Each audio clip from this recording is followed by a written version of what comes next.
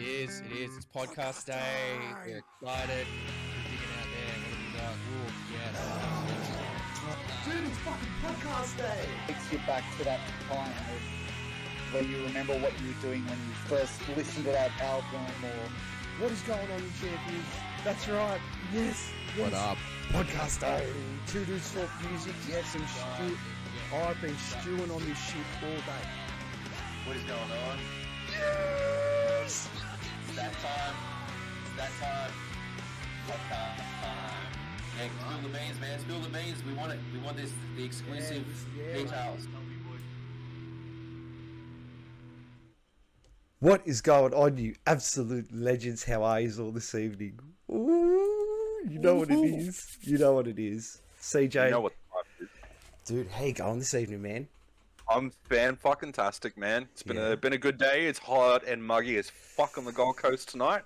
So the aircon is sitting on fucking 19, and I'm ready to talk some shit and have a good stream today, mate. How are you doing today? Dude, I'm fired up. I'm so fired up, man. Like, I've been waiting to actually have these people on for a little while now because, yeah, after I saw them, I'm just like, I have to have them on. I have to. But we'll talk about that in a second. How's this local band Smokeout been going, man? Good. We're gearing up, getting closer and closer to our Tournament of Champions, which is good.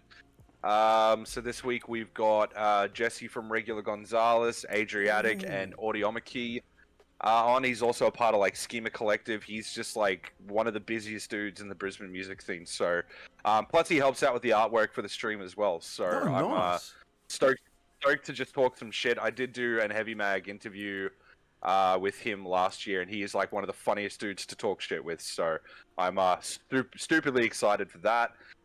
The rest of the Chaosis outfit arrived, which is good. So I did see that photo today. shoot's being done. The new mask is so fucking good. So yeah, we got that and gearing up, starting to look at booking shows. The whole second album thing is done. Everything's done now, which is really cool. Now we're working on building up the live show a little bit more and changing up a couple of things. And yeah, there's a lot in the works at the moment, but it's really good nonetheless, man. So speak of the devil, how's the old Gymna Rocks thing looking, man? They've got to start coming in thick and heavy soon because I'm running out of time, and the bands are just gonna have to like. I'm just gonna call them and just do the podcast. I'm getting to the stage where I'm just going to call them, and whatever they're doing, I'm just going to do the podcast. So, like, I don't care what you're doing. I'm going to do it. Nice. But no, it's all shit. going. Hey, man, how you going? By the way, this is live. Talk to me. Pretty much. Well, how's your band going? It's going to go down like that. Yep, what's going on? Well, speaking of that little Heavy Mag thing, I'll tell you what, it's a nice little segue to get into the band because they featured in Heavy Mag. They've been spoken about. And I'll tell you what, after the recent release of their video clip Soma, that's like the video clip that got me into them, especially after seeing that live show. And I'll tell you what, these guys are something special because the drummer, I got mad props for this guy, James. I got mad props for him. He sings. It's so good, man. So let's get into it, man. These guys are so good. It'll fucking singe nose hairs. It's fire. The stream should be called a singe with a tinge of the ginge. Oh, yeah, let's do that. Well, let's get him in. Guys, how are you this evening? Please, Ethan, James, how's going? What's happening? Howdy. Dude, what's been going on? You guys have been busy. True. Yeah. We've been playing and driving a lot. We took a little bit of a break around Christmas time. But we were just up in Brisbane like last weekend, so the grind doesn't stop. Yeah. Lots of show, by the way. It was a good bill. You had like Hang 'em High and a couple others on that bill. Yeah, it was a good one. It was really solid. Shokan as well, and Oh, Universes are back. So, well, I'm really stoked that Universes are back because, I think apparently we played their last show, like their very last show. Yeah, with a little bit of a break. last show they played before COVID. They're so cool. We played with them, and then we played their first show back, which is cool. Oh, that's very wholesome. Very together. It's almost Was that your first time up in Brizzy? Curiously? Fourth. Fourth. time. Oh, Yeah. Yeah. right. About 12 How months. did you find the response to the Brisbane crowds to what you usually would down in Sydney? Wait, can I Do it. I love Brisbane so much. It is the most fun to play. The drive is always quite nice. Gets a bit longer towards the end, but the show makes it all worth it every single time. So Brisbane's always amazing. They're spectacular. Nice. And clearly you've been here 4 times, so you know Yeah. something's going right. Yeah.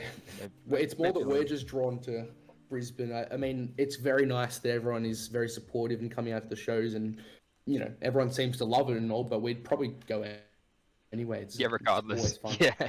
Right. Well, What's a typical day in Brisbane for you guys? What do you like to do up here apart from obviously you know, singe everybody's pubes off with some fucking ball tearing metal? There's going to be so that's- many that's singe number one on the jokes. itinerary. Yeah. Oh yeah, the singe jokes are coming. Don't you worry. I've actually got a Word document bring ready. 'em, I'm just gonna bring bring them in. Well, typical day for like, except for the postcards tour that we did, the other ones were all done kind of ourselves. So we drive up, then kind of stay the night before, sleep in as long as we want, then go find some food, kind of chill around the valley, and play the show, say hi to some cool people. That's pretty much it. Wasn't forgetting anything. Right. Yeah, we treat it like a bit of a holiday on top Absolutely. of the show. We've got our Nice. first time chatter, Jez Nugget. I grew up with James and have seen him Oh. grow and seen Singe from day one. Singe are amazing, and I know for certain you ain't seen nothing yet. Ooh, it's a bold go. statement. I like Us bold up. statements. Yeah. Thanks, Jezza. Jez. What a We legend. love Jezza. Yeah. Jez, that's beautiful. How you going, all you beautiful people out there in the chat? Make sure you get in there, ask many questions as you like. We'll get them through to the lads. We'll make sure everything gets asked, and you can just send beautiful, do. beautiful, beautiful words like that. I got. Well, let's have a competition of like who can have the best singe pun by the end of the stream. Oh yeah, in the chat. yes. Let's Give us, bring some it. give us some material to Yeah. say when we're on stage. We'll take the best Yeah. one. And The next we'll one will be credit the it to next whoever said EP, it. the best Singe. Yeah. You can then put it before a really slamming breakdown. Put it as like the winner of a competition or some shit. Yeah. Where it's like Sounds whoever good. can do it can be like the best call out before a breakdown. There you go. Sort Sorted. of trend on TikTok. We could see do that something with that. Split the fucking room down the middle. Singe on my pubes. Bang! Yeah. I'm all about that shit. Change of the I mean, I'm happy to replace any existing breakdown with like a Yeah, line let's like do that. Just It's a good idea. keep things fresh. I like that. So I gotta ask, gentlemen. Obviously, you guys are from Singe, but for the people that are watching that don't know, who and what do you guys do in the band? James, do you wanna? Yeah.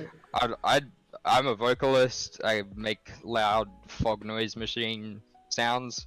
That's about it. I Can you also try to do some merch Please not things. undersell That's about it. yourself. You have a very clear and coherent screen. It comes Ethan- from I the love right Ethan's place, screams so man, dude. As a I was a vocalist in a band in former life, and yeah, I love it. I love someone that can move in tone the way you do. It's molto bene. I like it. Good I work. appreciate Oh, that so much. Yeah. I play drums, and as you alluded to before, I also do some clean singing, mostly found in the chorus sections, which is cool. And I also do a lot of writing for instrumentally with our guitarist Dimitri. Ooh. Can verify that. Nice. Yeah. So Kind of that leads me to like my first question for you guys is having. I think it is like one thing that should be so much more dominant in metal is having dual vocalists, whether it's like dual screamers, one guy sings, one guy screams. How did that come apart? Like, should I say, could you take that apart and explain like how that came to be in Singe? Was that like a pre-planned thing, or was it just out of nowhere? Like, you know, James stubbed his toe and was just like, ooh, you're like, through that. It was more of a fact of like I only just started kind of screaming and stuff, and I hadn't really been doing vocals before then anyway. And some of the music we were writing, it's like, oh, it'd be cool if we could have some like hooks and like chorus and stuff here. And James just kind of came up as the best bet, and I guess he took it on himself to do the drumming and the singing at the same time. That's pretty much it. I just wanted to fit what we were actually writing. Right. And James, did you sing in previous projects as well, or was this the first time you stepped up with a mic behind the kit? This is both of mine and Ethan's first band. And No. but I do have to say, I have previously done some singing and drumming. When I was really young, I for some reason just thought that was like the coolest thing. And then like when I was like 5, I was playing drums back then, and we did like the music school I was learning at had a little performance, and I thought it would be cool to sing the song "I Am Australian" whilst playing drums. And I won the competition or whatever, and I was like, okay, maybe I should be doing this from now on. You're onto something. So, yeah. So fast forward however many years, and now I'm doing it for this. Jeez. Damn. Well, Jez Nugget, you may ask your question away. You don't need to Shoot. just shoot the question away. Let Just us put it in know. there, and we'll put Go it. for it. How are you playing in Brisbane so often, and then obviously being from Sydney? How is the comparativeness in the scene that you find? It's, I don't know if you had anything to say about this, James, but it was more like Sydney's great, but it's like home, and we've kind of done it so much ourselves that it's like we expect it to kind of be good in some way. Like we know enough people, it's home. But like Brisbane, even the first time we played was really welcoming, and it's just not changed since. And we have a lot of friends in bands up there, like universes and even days like these that we had before we even went to Brisbane. So it's good. It's a really They're nice a great band, days like these. Love That's those another boys. band that has a drummer that sings as well. Noah, No, Alright. the legend. great guy. The question for James yeah. from Jez Nugget is, James, what's your drum rig?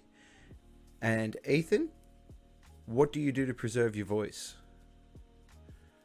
All right. Well, my drum rig, it's pretty stock standard metalcore type setup. I've got the one rack tom and the floor tom. It's a Pearl export kit that I've had for a while. I've got all Sabian cymbals except for my hats. I've got 2 crashes, a crash ride type thing, China, splash, and hats.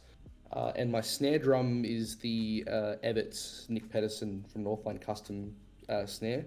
Love how that thing sounds. You can choose it really, really high, and it gives a really, really nice crack, but it still has body. So yeah, it's very, very nice. I recommend it to anyone. But yeah, that's pretty much it. And I've got heaps of photos of it as well on my Instagram if you want to take a look at that. But yes, it's the stock standard metalcore setup. No, that snare's definitely like the keystone of Secret the kit. sauce. I love it so much. Navias7, thank you very much for the follow. Yeah, Ethan, Yeah, what do you do to preserve what do I do? what do you do to preserve your voice? That's kind of an interesting one. I don't know. I like emphasize on myself a lot, like just technique, because especially when I started, it was so noticeable of like doing even 10 minutes of screaming and then not being able to talk for a month or something.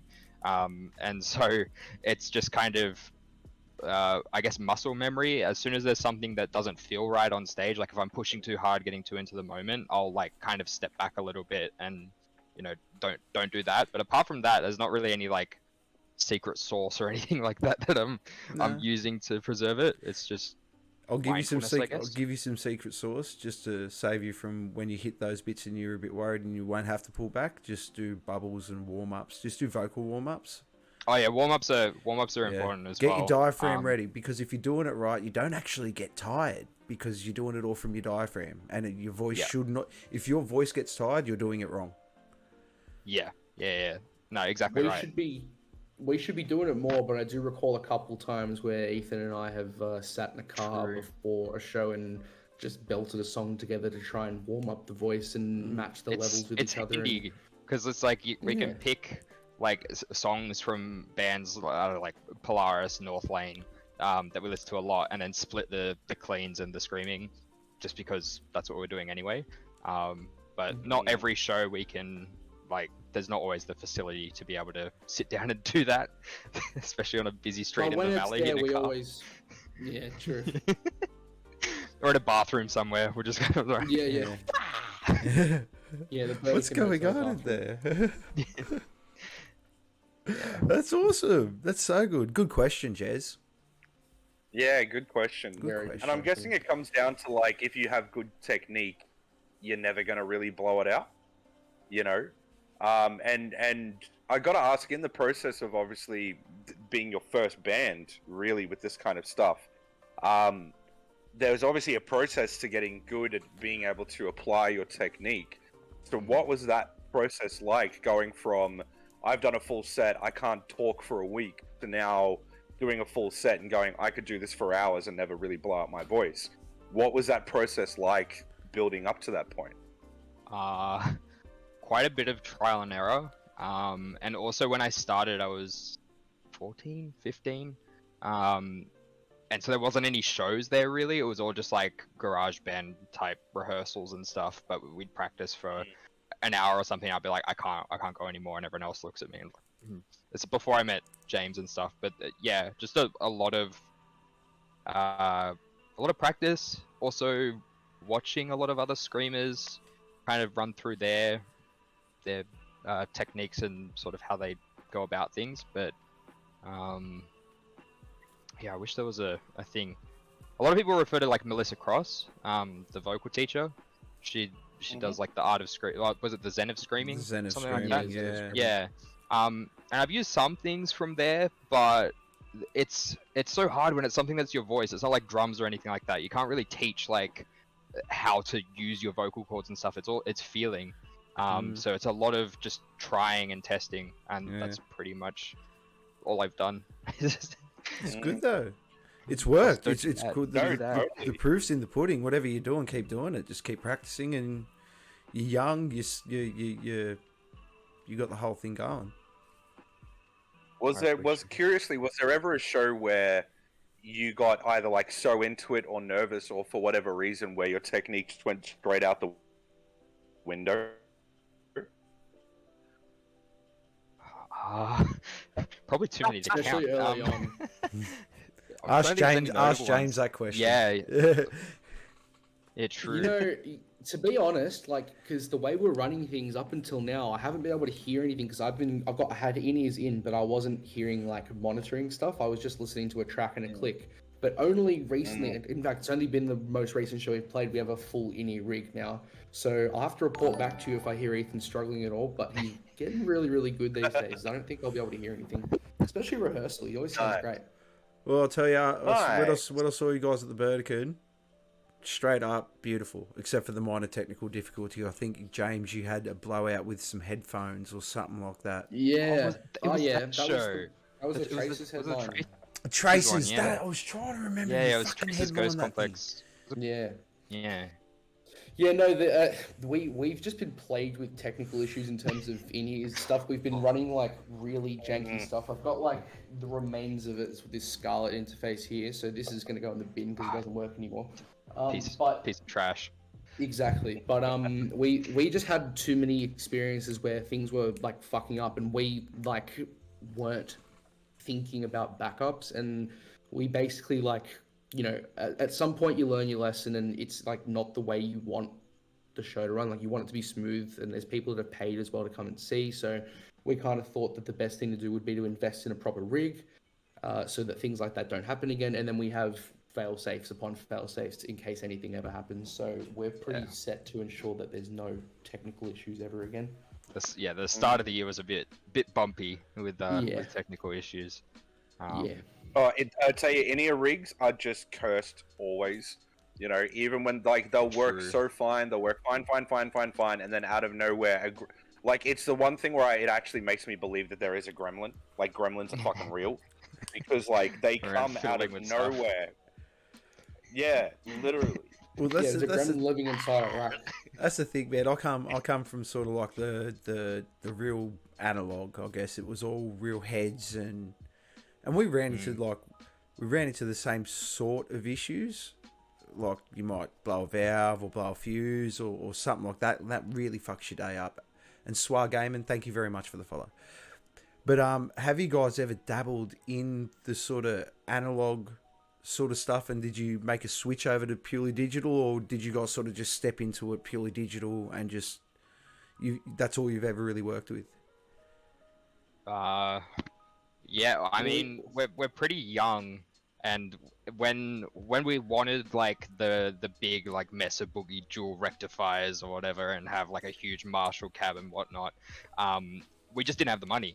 And by the time that we did, it was kind of like a cohesive decision that it's like, look, it's not as heavy. We can just buy this Kemper toaster thing, carry that around, and now there's like the Quad Cortex and the Kemper stage. So, not really. We haven't actually invested in that or tried it really.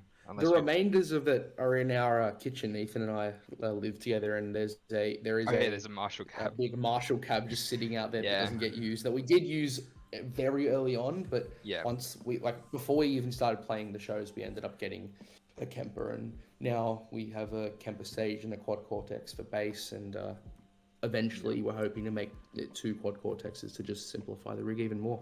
Wow, nice. But if you ask Dimitri, I'm sure he'd love to play a 5150 or something. Even me, as like a kind of childhood, like teenager kind of thing of like, I just want a triple rectifier to sound super beefy. It's going to be so big, or an EVH 5150. We're all set, but it's not financially attainable, and it hasn't been for the last few years. So not yet. Maybe one day. They were like a dime a dozen when. But this is like, I'm just showing me age here. This is like 10, 15 years ago. It was like, oh yeah, you just walk in. It's like, okay, which one do I want? Yeah.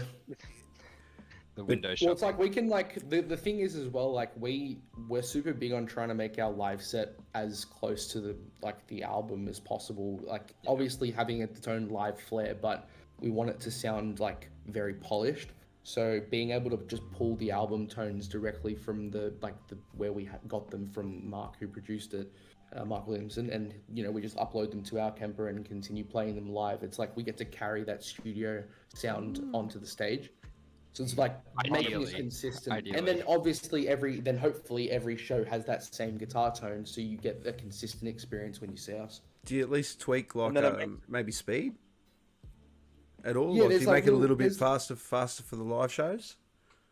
We're on a click, and it's set to the to tracks and whatnot. Okay. So you set the click track to the album. Exactly. Yeah. Okay. So it's just pull stems from. It's just like the interludes and stuff to make it more of a show. And then obviously there's some performance things and stuff that we add as well, but we try and commit to keeping it as close to what you hear on the EP. Especially structure wise, like we will change like our own parts that we perform a little bit, especially Dimitri, our guitarist. Like I said, he adds heaps of like little extra harmonies. Like if there's like a guitar part, like a clean section that we've maybe got running in the back, just so he's not standing there doing nothing, he'll play a complementary harmony clean section on top of it to kind of that's not on the EP. Something that you'd only hear, something you'd only hear live. It's good, right? Yeah. I like it when bands do that, where it's not like, here's the thing, I can't fuck with anything, it's got to be played exactly the way it was. Like, I like bands that do change it up for their live show, because at the end of the day, it's a fucking live show. If you want to hear you guys play the songs exactly the way they were on the album, go crank that through a good PA system. Go listen to fucking Spotify. It's a fucking live show, you're there to entertain, and I do see some really good bands that are like that, and it's just so regimented with their shows of like, here it is, here it is, here it is.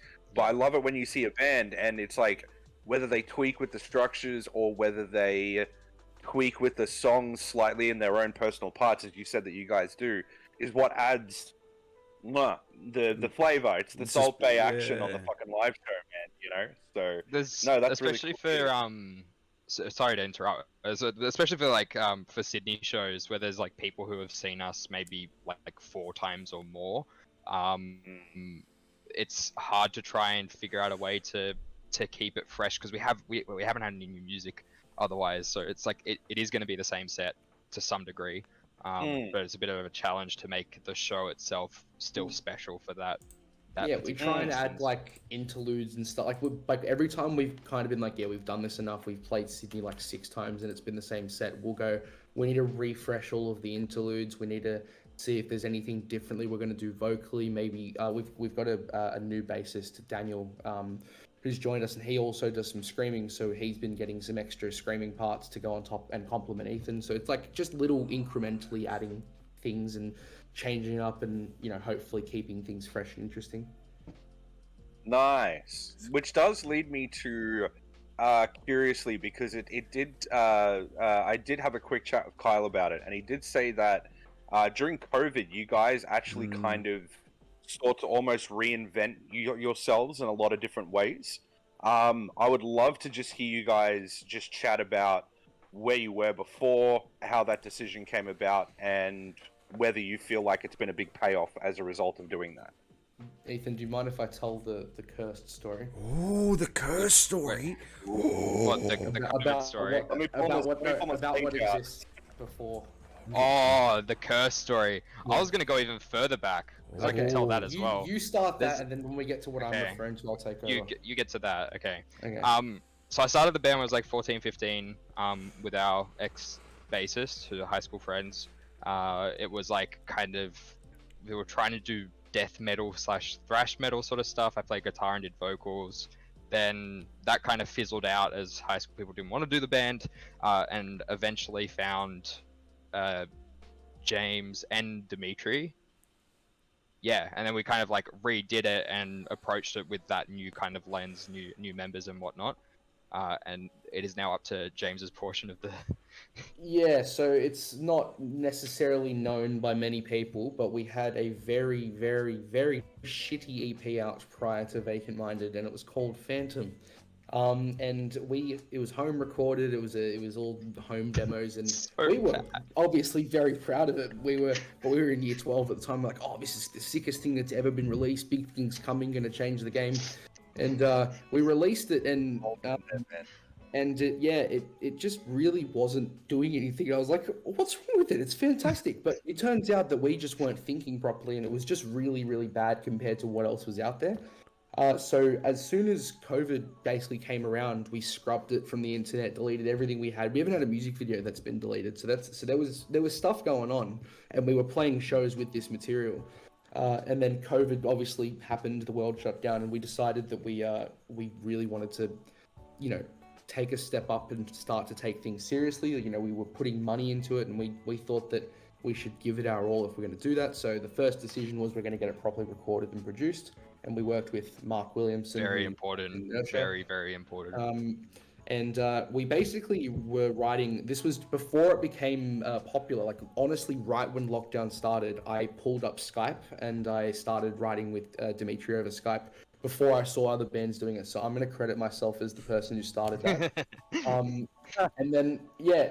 So we were honestly just like, he had never used a DAW except for Audacity. So he was sending, like, he would record a left guitar track, put it in Google Drive, and then I'd put it in Logic, and then he'd record a right guitar track, and then repeat the process for an entire song, and we'd write that over Skype.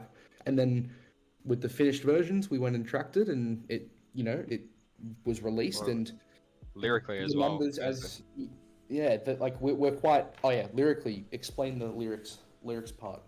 It was pretty much the same thing of just like the COVID lockdown kind of stuff. I was writing a lot of like poetry and stories and things like that, and then kind of came around, like I knew this was kind of happening, the EP stuff, but it was good to have somewhere to put those stories and poetry and stuff. And then we kind of had some demos. It was getting to a time where we could actually, I can't remember what time, like it was still like kind of lockdown, but we could have like one-on-one kind of things and actually record some vocals over the demo tracks, and then eventually got to the stage where we could take it to the studio, which was really fun. That's awesome.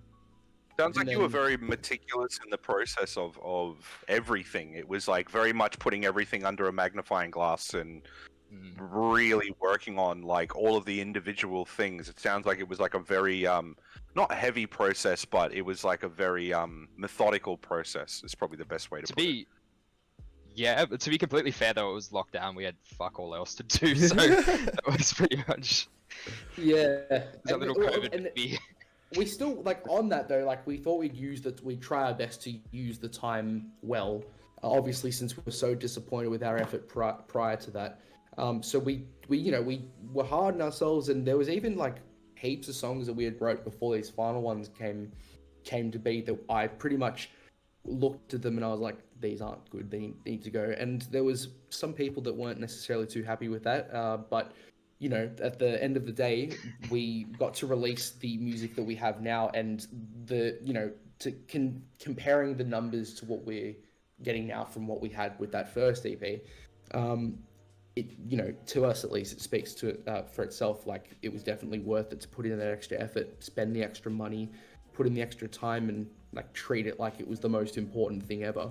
Because we ended up with something that we were actually genuinely proud of, and you know, something that we didn't spend a year on and waste our time. We actually released something we liked. So fuck, the numbers are there. We'll go through those numbers in a second. Just hold on. Sorry, CJ. Yeah, 10. We've got Jez that's just said 10. Is it Tenebrosity is still my favorite song? Oh my yes, goodness. Jez is aware of Phantom. And that is one of the songs on Phantom. And that's one of the ones that got the card. He often reminds me about that song. But yes, it's in all honesty, if you listen to it, you probably wouldn't be on the podcast. You wouldn't have invited the song. So, and, it's good that it's been scrubbed. That's awesome. No, it's all learning curve, man. It's all about learning. And then we got Swaggerman, who's asked Ethan, first time chatter, thank you, and thank you again for the follow. I believe Ethan, you are the lyricist. What source material gives you the most lyrical inspiration? Books, video games, other bands, etc. That's a fantastic question. This is my dream question. Swag. So quite a lot of things. I'll do a quick kind of run through for Vacant Minded. So Augury, the first song, is based on BioShock, the video game trilogy. I was playing that in lockdown, and I really got into the whole kind of philosophy, like the philosophy, especially of BioShock Infinite. And so I was like, fuck it, I'm writing a song about this. But that's where the whole kind of make them bleed thing comes through. If you've ever played BioShock Infinite, the Vox Populi, yeah. Anyway, so that's where that's from. Then what? Clarity. This is even weirder. The inspiration came from BoJack Horseman. In the last season, it was like the second last episode. The view from halfway down. I watched that and I was like, wow. And then that was kind of the thing of during lockdown. I was writing poetry on that before the song existed, and then it would just happen to be something that I was so fascinated about that I'm like, okay, cool, we'll put that in a song. Then it's Refract. Refract is this. Yeah, that was a very introspective kind of piece, not really inspired by anything, I guess. A bit of just angst and COVID hatred and whatnot. Hence the I've had it with this world. It's so edgy. And then there's Bad Soma. boy vibes. Exactly. And then Soma is based off Brave New World by Aldous Huxley. So there's a drug in there called Soma, and I was kind of trying to relate that to my own struggles with like medicating to fix certain things, and how that kind of plays itself in society. And then Decay was actually written by James. Yeah, Decay. I ended up writing. I think I wanted to try and see if I could ever write something. I hadn't tried to write lyrics before, so I did that, and I asked my sister for help. She's very good at the literature. Shout out to Patrice. Shout out to Patrice. Very good at her own writing, so she had a lot of say in that. The song itself wasn't inspired by anything. It was just kind of, I would take like a stimulus of something I was thinking about, which was kind of like, it was like a very existential way of looking at life, a very nihilistic way. And I basically wrote a paragraph and then I applied that to the song. I would just keep referring to the paragraph and write more. So probably not as interesting as the way Ethan did the rest of the EP, but that's how that song came to be. Wow, dude, like, that was a fantastic question, Swag. Yeah, that was a really good question. That was a really good question. I'll feel like always it doesn't nerd get out asked over that enough stuff. local vocalists, man. So coming out from the fabled cursed EP, shall we call it? Yeah. Yes. Was it actually called Cursed or? No, it's called Phantom. Phantom. Phantom. The Oh, sorry, okay, Phantom, you did so say the that. fan, You did the, say so that, the Phantom EP. So Yes. the Phantom EP. Suitable. It is very suitable. We won't don't ever call those things shit. They're learning It was experience. a learning experience. You're right.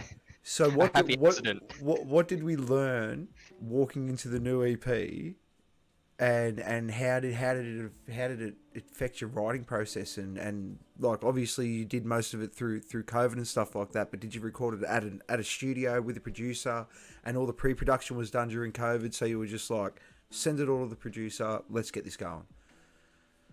Yeah, we wrote all of the stuff, like, so all of the music is written by us, bar a few things. We got like in Soma, the I raise a question for my newborn semblance breakdown line. That actual breakdown that happens there was co-written by Mark and Oliver from Inertia. Mark, who I'll talk about in a second, who produced it. But the rest of the songwriting really was just kind of all pieced together by us, which was one of the things we were kind of happy about, was that we had a finished product to bring into the studio, and it was something that we were confident about to bring in. We did, we weren't second guessing things. We're like, this is what we want it to sound like. And then the little edits we made were just like to, spice it up and actually make it the best it could be. But we basically demoed nearly everything. There's demo versions which sound nearly identical to the final songs, and we brought those into Mark Williamson of Keywork Audio and the band Inertia, and we did drums with Chris Blancato, who has done like North Lane and more recently some Also local in bands like Bare Bones and Vilify. stuff. Yeah, he's in Bare Bones.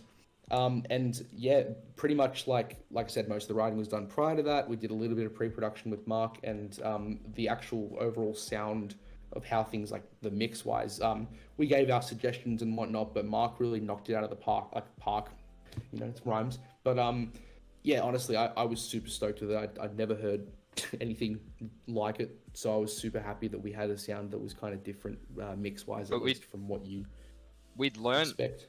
Like from the initial one, it was very kind of stunted. We did like one single on Phantom.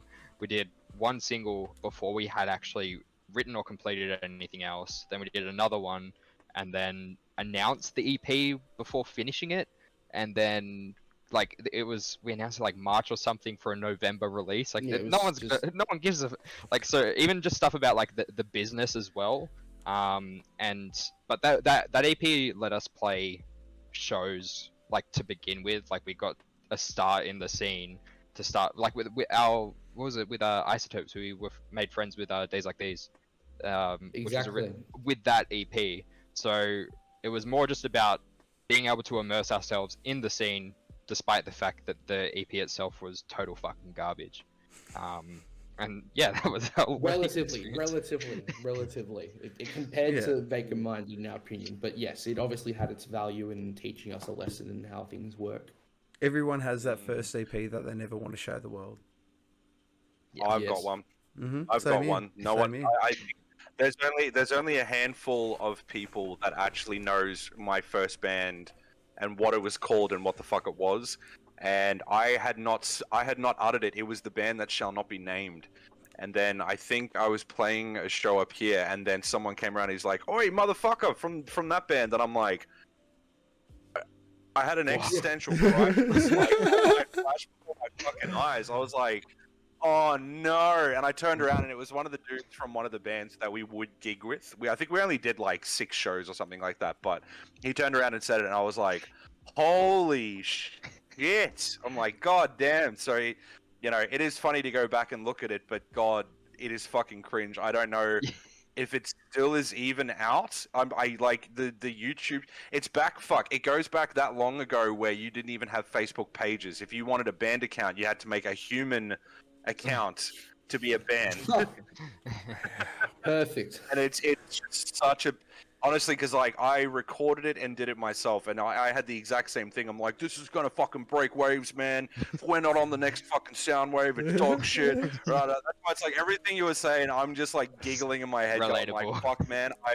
it's too relatable, bro. Hey, maybe one day I'll pull it out, but goddamn. So you guys are I'll recorded you guys yourselves, right? I paid for mine and then got it back, and someone took my money and then gave me that back, and they didn't have the heart to tell me that. Yeah, you probably shouldn't record this, bro. That's how I felt about it. But I'm like, dude, you shouldn't be taking people's money. Like, you shouldn't be taking our money. You should have like just been like, yeah, maybe not. Yeah. Hey, well, it's at least nice to hear that other people share the same experience. Very I mean, true. to be honest, this is the first time we've actually talked about it like publicly since we really? did it. So we Yeah. I was debating whether to bring it up, but I was like, you know what? It's part of the story. So Yeah. you know, it's But dude, People know it's about the it. thing is, it's the roots. It's the roots of where you guys come from, man. And it's like you can't shunt such an integral part as to what helped you become where you are today. Like I just feel like you'd be doing yourself such a disservice to do that, you know. So thank you for sharing it, man. Yeah, man. 'Cause it's made me giggle and very fucking nostalgic at the same time, dude. It's nice to know. Glad to be of service. Misery loves company, man. It's nice to know it still happens. Yeah. Yeah. Oh yeah. Yeah. But Damn, even then, pretty much when you look at it like when you look at it that, it's like if that didn't happen, you wouldn't have what you have now. that's true. So it's like the best thing that could have happened. You got that first one right out of the way, nice and early before COVID, you know, and then you had 2 years to just. Because I'm loving the look. I saw the new photo up, by the way, and the whole ninja cyberpunky sort of. Yeah, I'm digging it, man. I love it. Where'd you come up with that whole concept? It's just the direction the music's really going. We really love Northlane, and we love the synth type of stuff they're doing there. And a lot of people are starting to experiment with synths. And bands like that have like paved the way for it to be like kind of acceptable in modern metalcore. Like it wasn't really done to that extent, and before they kind of decided to do that. And we liked how it sounded, and we're like, well, what can we do?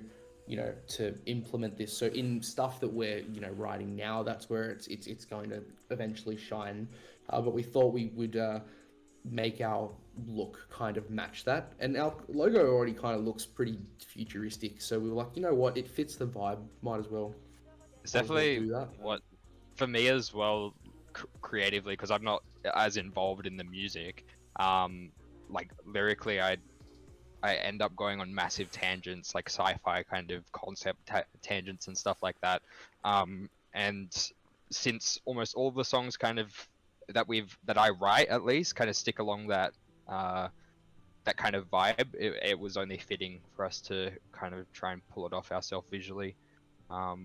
Although to be completely fair, what we wear in those photos is impossible to wear on stage. Yeah, it's just really is not viable. That's way too hot. What are you talking about? You fucking wear a windbreaker on stage. You talking it's too hot.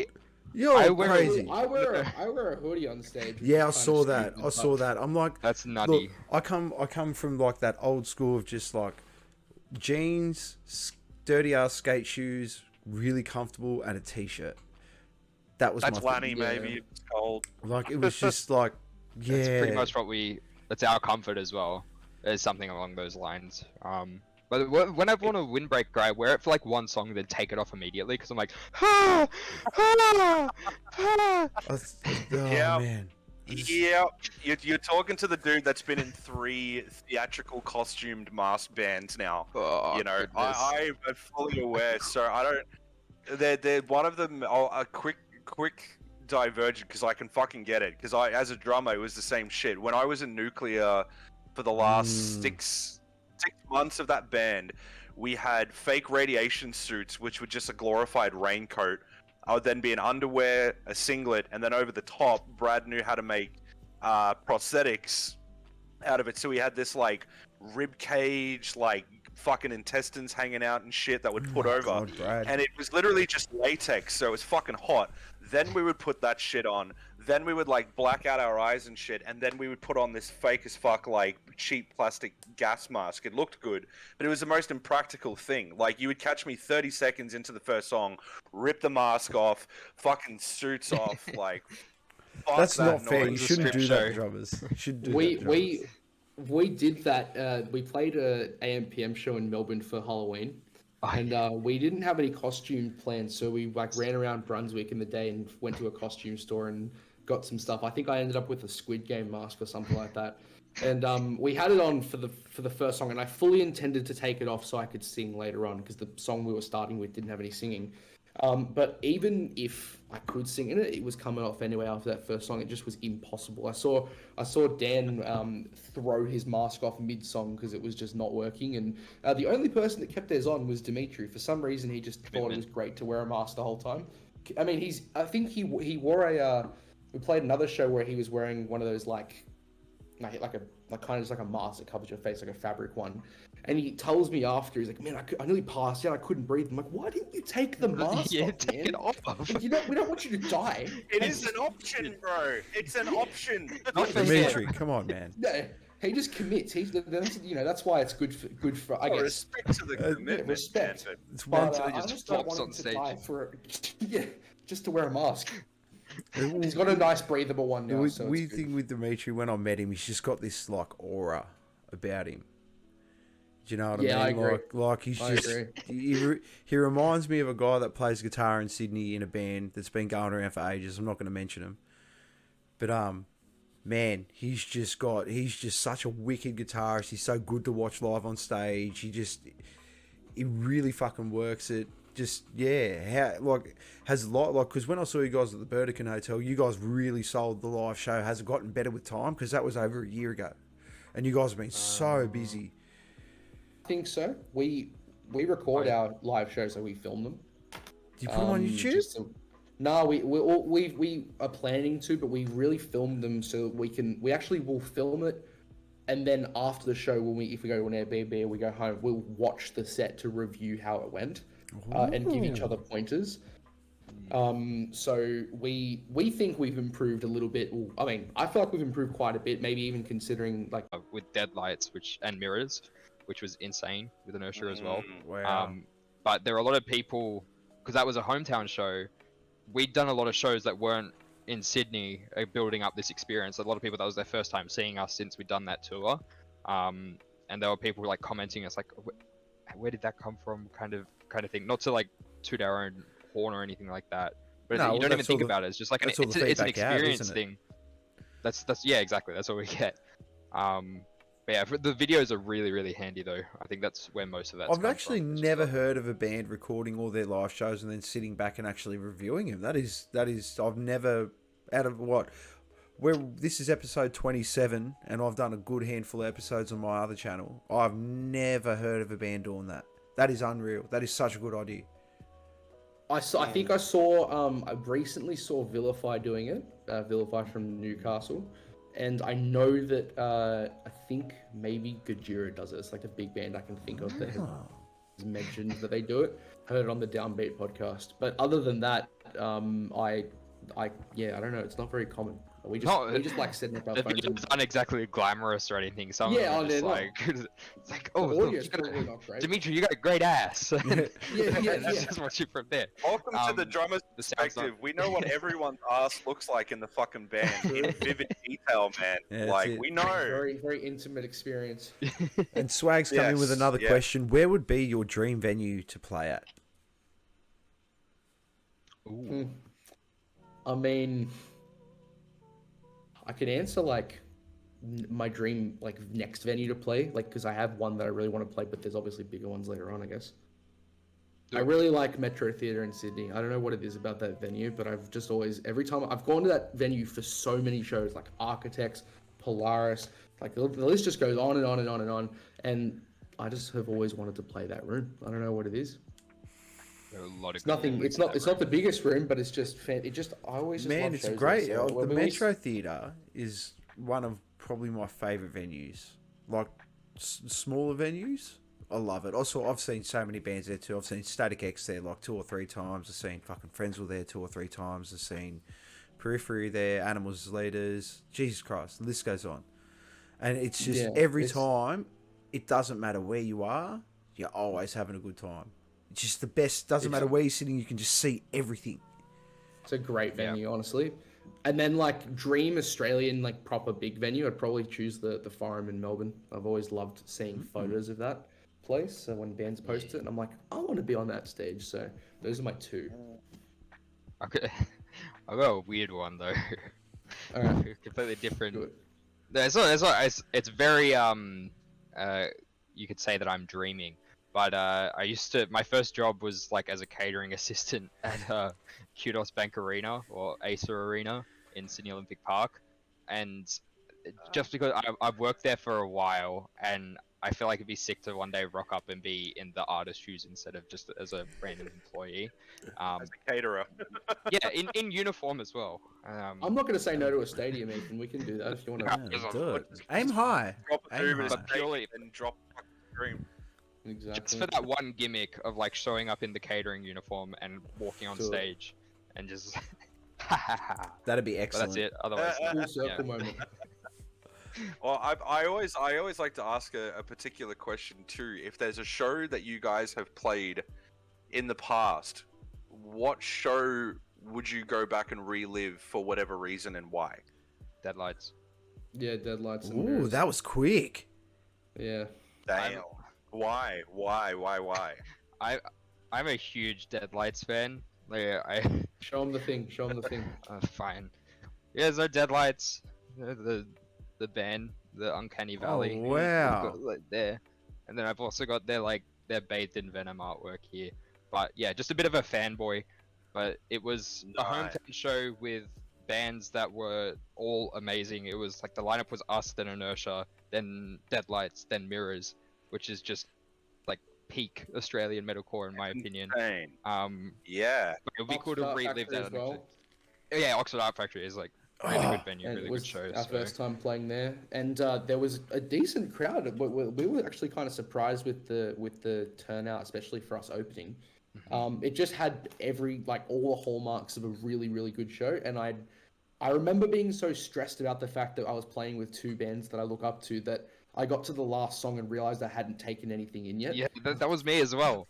There's like all this pressure while actually playing that you forget to go. No, you're doing it now. So It's you like, were just enjoy halfway it. through the set and you're like, oh, crap, we're here. Yeah, and we've been waiting for months, and then we were in the moment. I was like, man, I wish we could go back 2 weeks so I can hype it up again. That was also the one show where the video didn't work.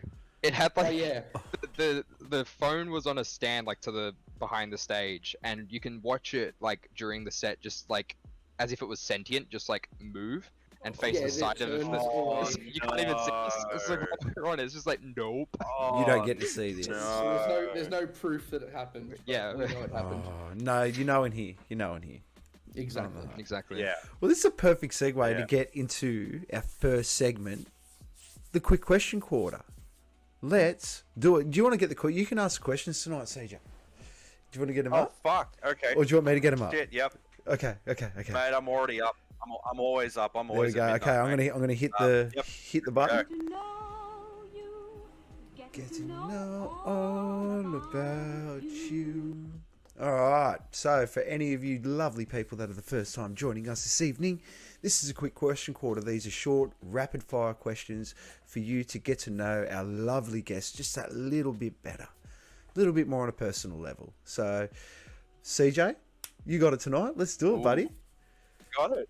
Fuck, the pressure's on. Shit. Okay. Well, let's get into it. What was the first? Hold on. What was your first instrument that you learned how to play? Drums. Saxophone What? Yeah. or piano? Saxophone or piano? I can't remember. Why are there no saxophone solos in any of your music? I don't own one anymore. I haven't owned one for a while. Get one. I told him he needs to get one when he can afford it. It's like that's late game. It's like if we've really stagnated and need another instrument, I'll Start- figure something out. I'm almost going to start a bloody Kickstarter for you. Let's get you a saxophone. Oh, yeah. Yes. Which is Singaphone. terrible. The SYNGE phone. Nice. That's a good Like one. the SYNGE phone, yes. Yeah. Oh, love it. Okay. What was the first album that you guys ever purchased? Whether it was by your parents or money that you specifically spent that was yours. What was your first album? I got Jet. You know Jet, the band, Australian band. I got the Yes. album Get Born on CD when I was really young. It was the first CD I owned. Nice. Fucking That's a ripper album. good. That's a Ripper good album. Mm. Yeah. I feel bad because I like pirated a lot of music when I was starting to listen to it, and my dad had a decent amount of stuff there. But like the first album that I got was probably the Fallujah Dreamless album, their 2016 release. It's a Wow. progressive Album you death purchased. metal. Yeah, Nice. because I heard it, I was like, oh, I had to own it. But yeah, Nice. it was as impressive as Jet. Do like What was your first live concert? Coldplay. Wow. I saw U2 at ANZ. Wow. That's Oh, I'm like seeing top a theme tiers. here. Yeah. Yeah. Oh snap! Were they good shows? Do you remember much about them? I remember at the Coldplay one, they've been doing this for a while now, but they had like the light up wristbands that were synchronized based on where you were sitting. So like that was a really cool lighting show experience. Musically, it was Coldplay. Yeah, that was about it. You know what you're getting yourself in for. What is an instrument that you guys have always wanted to learn? Piano. I wish I could play piano. I always get so jealous of seeing people just noodle around a piano. I'm like, damn, I wish I picked that up. That's a frequent Maybe- one on here. Maybe just for the like a theremin. Ooh, Yeah. good choice. Ooh. That's so Good sick. choice. I could see One an of the I could see an hardest things opening to Singe learn. song with a theremin and a saxophone. There's so many good ideas for like a new live show. This is sick. Dude, it's fucked. I actually managed to fuck around with one for like half an hour when I was studying at uni. Someone actually had one. And it is like one of the most fucking hardest things to do because it's like every slight fucking hand movement that you Yep. make, it's so fucking intricate. It's beautiful. Great answer. So Michael J. Fox isn't about to start playing one. No, if he does it, it's just gonna be like hardcore rave music. It's gonna be like. Let's go. That's where you do go back to the future. Uh, All right. it's- Okay, if you could pick one big band or artist to open for a show, whether it be living or dead or active or not, who would it be? I know your Linkin answer. Park. Yeah. Ooh. Wait, as in for us to Linkin support? Park. Yeah, any? Yes, yeah. yes. Yeah. That's hard. There's so many to pick. I'm just gonna pick my token for Grimes. I feel like that would be sick. Ooh. Yeah. Open for Grimes. Ooh. Yeah. Wonder She how doesn't that do show would many. actually work though. Yeah, I know. It would be it would be really random, but It'd be cool though. it'd be fun. Mm. That's purely Okay. from that. Who is an artist you're listening to right now that you believe is seriously underrated? Zealanado. Zealanado. Zealanado. Never heard. or like, Zealanado. put it- Zealanado. Where can I put this? I'm trying to think. I'm gonna have to do a quick scroll. always. Just hit the Spotify quickly. Hold on, quick. Yeah. Hold up. This album.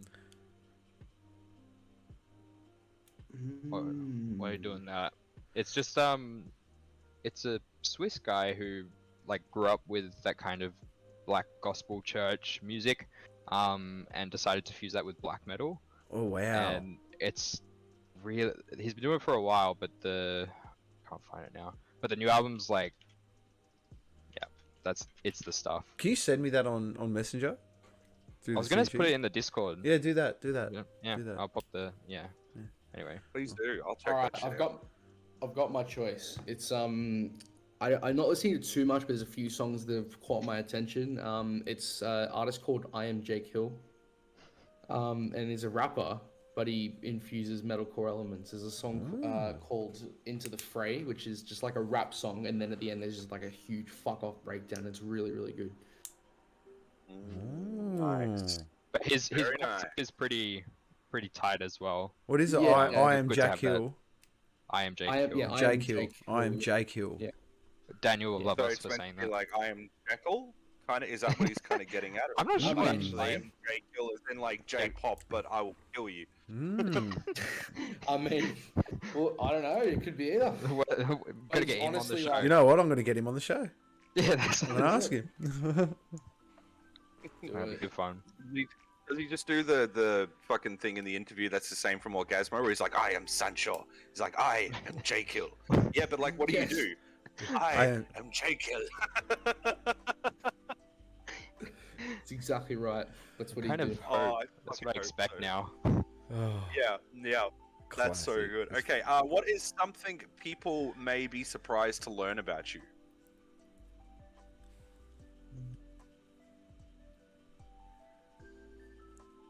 I tell you what, I was surprised to learn that you actually did poetry. I think that's Yeah, fucking that dope. was pretty cool. Oh, well, thank you. No, I'm currently at uni as well. So I guess studying and What are you reading. studying? And, I do economics and communications. That is fucking surprising. Okay, Wow. there you go. I mean, my answer's there. But on the poetry stuff, yeah, like I nerd out a little bit over Shakespeare and T.S. Eliot, Robert Frost, a few sci-fi artists, William Gibson and stuff like that. It helps with writing, so it's good, but it's also a nice, comfortable pastime. Yeah. That's awesome. So I learned. think all my surprising stuff's like I could say something, but I usually just don't because it just sounds like I'm flexing. But I No, always flex. seem to surprise Flex. people. Well, it just seems to surprise people, but I've never like with the singing, I've never taken a singing lesson. No. So I just started singing into the mic, and apparently it's good. So I'm happy with that. But yeah, catches people off every time I say it. Nice. That's a good one. Nice. That's pretty cool. That's good. Those are Yeah. good. That's a very Okay. good one. Not as So, cool as okay. engineering. I feel this is going to work on what we've already spoken about with the Phantom or the Cursed EP. But cringiest band name or song you've been involved with? Singe. Singe. Ooh. Yeah, because I heard someone call it cringe, and I was like, okay, great. I've Thanks. had a lot of random things. Oh, motherfucker. Yeah, someone did that, and I was like, all right, mate. Oh shut wait, off." it's not as you can verify whether it's as bad as the original band name when we were doing like the death metal stuff in high school was Sacrificial Singe, like as in SINGE, and then we Yeah, decided spelled that's too long. We're gonna spell it incorrectly and just have the one word, and it's stuck since we were like 15. So You were a death metal I'm band, all so in didn't favor you of just changing it? grab like a pile of sticks and just bleh? Yeah, that's what I expected the logo to look like. I'm I'm Yeah. so happy it doesn't. It's all techie now. I hate it. So- I'm sorry to anyone that Too does it refined. out there, but I personally give me a logo I can fucking read in just the first look. I don't want to have to like. Yeah. It's simple marketing and branding. Like you can't. There's If nothing- you're expecting to get any sort of like momentum in that regard, it's Brand handy to have a logo that recognition. you can actually read. Ooh, has there? Ooh, this Jez, you're firing in with the awesome questions tonight, Jez. Just you come back. yeah, you come Jezza. back every week. You come back every Thursday, okay? Has there, Marketing. has there been a moment during a gig where there has been a surreal moment with the audience? I Yeah. think there was a photo. It might not be there anymore. It was on our Spotify. There was a AMPM on the ground floor at Burdekin,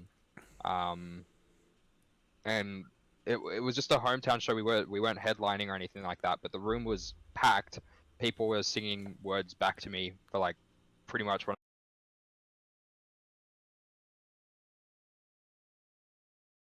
One second, guys. I've just had a bit of an Stream. issue. Yeah. My Yeah, stream. Oh no. Yeah. No, we're back. Sorry, No, we're guys. back. So back to that. You had a sorry. Just to go clarify on that. I think the stream I'll sort do of it again. yeah. Do it again. Yeah. So essentially, we released the song Refract, and the first time we had played it live since the song was released. The crowd sang the opening line, and there's actually a video of it on YouTube. There is one live video of us playing. Or my hair and- is.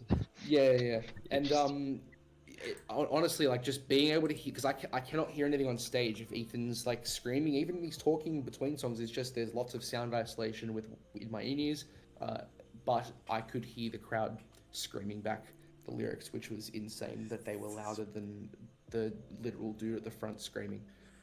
See, So the weird thing with that is, like, for me, I don't know about, like, you guys, but for me, I would have started fucking crying.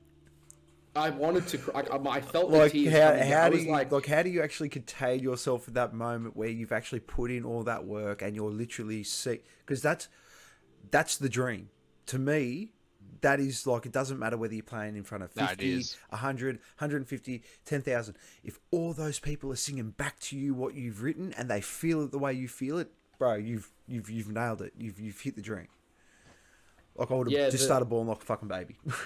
Honestly, I could feel the tears coming, but it was such an overwhelming thing to feel that, and especially like because the songs mean something to us as well. When like I'm playing, I'm thinking of what the song means to me, and then I see this happening, and I see all of our work coming to this, like this point of someone being like singing the stuff back to us, and I just channeled the emotion into like performance. So I played the song, I put like an angry face on, and I started hitting the drums harder, and it just came out as a really passionate performance. But that was the only way I could fight back, genuinely just stopping and crying.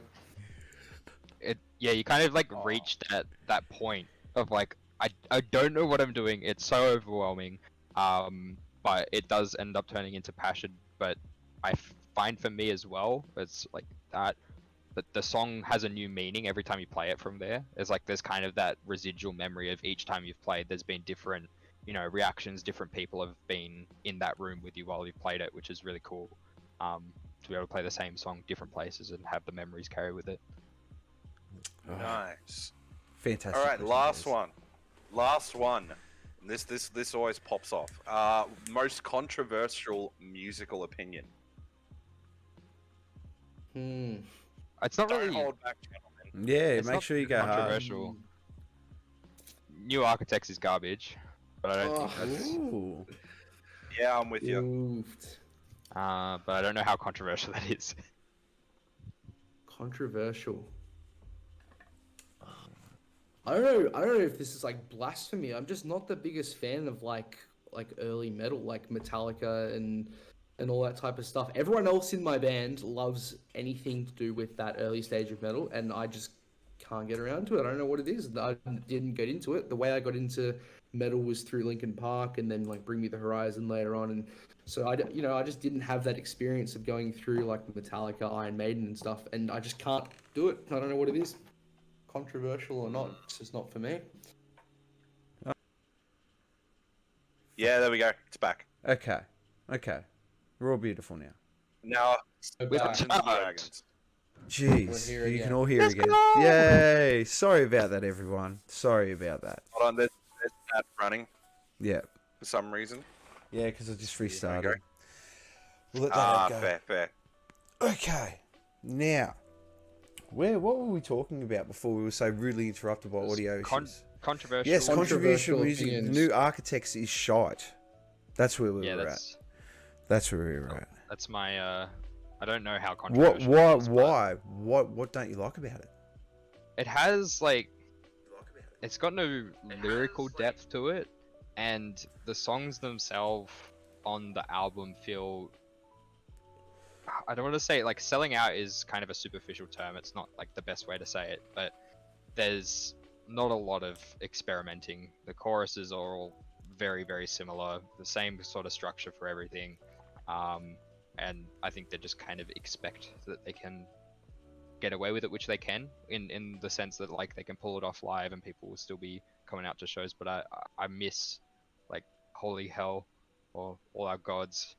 When you compare when you compare the two, it's just I was saying if they just took like the most recent album and then the one before it and then put them together and cut it down to 10 songs, it would have been a very like decent album. yeah. I just think that like they have a lot of material and they had a lot of time, and they I guess they experimented in their own way, but it just didn't really resonate with me or Ethan, I guess.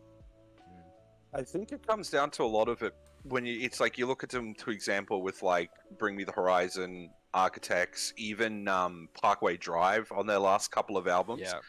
I think it happens when bands get to certain points in their career where they all of a sudden start to be playing like not even like big outdoor festivals, but just like arena tours, because that's where like Architects has gone to.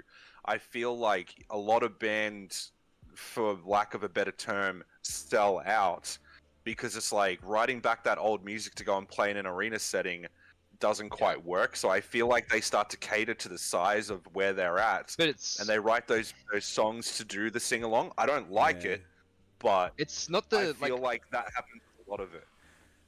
the reason why I don't like I completely understand and agree with that, but it's like you look at bands that have actually developed themselves, like Bring Me's one, where they've taken it and the show itself has gone with them as a band, or North Lane, where the music as well has developed with them as a band. It's not just for like the live show stuff. Whereas I feel like with Parkway's the same as well. They're just producing stuff for live rather than for the band, which then comes with them live. It's probably terribly explained, but there are other bands doing it better. My thing with what you're saying is that the way you got to look at it is what got them playing in those stadiums. Yeah, and it was that. It was that. And I understand what CJ's saying too. You know, you got to sort of write. You know, you're playing them bigger crowds. You want to get everyone involved and stuff like that. But that's, I mean, I guess like with any band, with every album, you're gonna pick up and you're gonna drop off fans. Yeah. And I think the thing though that made me did kind of like make me go like for Bring Me the Horizon is when they were going back and they would play like 4 or 5 songs off Suicide Season at the arse end of their set, and you're like, you're still paying homage. It's good. It's great. And it's like, that kind of stuff is cool. But then, yeah, I find a lot of bands when they get to that bigger element, especially when they come from like that technical aspect where you go back and listen to early Architects and you go, how the fuck? And then now they're playing the bigger shit. They're going to play more of that to cater to that audience. Yeah. And I guess it's that evolutionary process. I don't like it, you know? Because it's like, in my opinion, if you're a bigger band, if I was in that position, I would rather play the same city 3 times in a smaller venue to get the same amount of money out of it, rather than to go and play the big arena kind of a thing. So you're still catering to that small intimate. Because the only show I've ever been to where I felt like it was a big intimate thing at a big fucking venue like Brisbane Entertainment Centre was actually Bruno Mars. That motherfucker had one of the most intimate fucking shows for being at such a big level, where there was like fucking 20,000 people there. You know, it's insane. So, you know, but when you look at it in the metal thing, it's like it dips. When bands get to that bigger level, their shows dip. Like, I'm even going to say it about Slipknot to an extent. Like, their live shows compared to like what they used to be, like, they're still good and they play their older shit and it's great, but I feel like their live shows have just gone, Yeah, there's also... I think the other thing is like, it's like there is something to be said about gateway bands and like introducing the mainstream to them, like the metal scene. But I'm sad that there isn't like a really big band that's championing the kind of sound that we're into, like the sound that we're working on. Like if there was like a big band that's playing like technical modern metalcore, like that would like still obviously pop off. There's clearly a massive scene for it.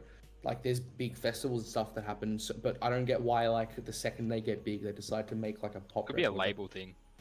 Yeah, could be the pressure and the decision making is never going to be something that we can like fully understand because we're not them under the same pressure or anything. And they're not independent. It is always different. Architects aren't. Are they? Parkway aren't. Yeah, so they've always got someone telling them where they need to be and who they got to play and how they look or where they got to play. How much money they got to make. Yeah.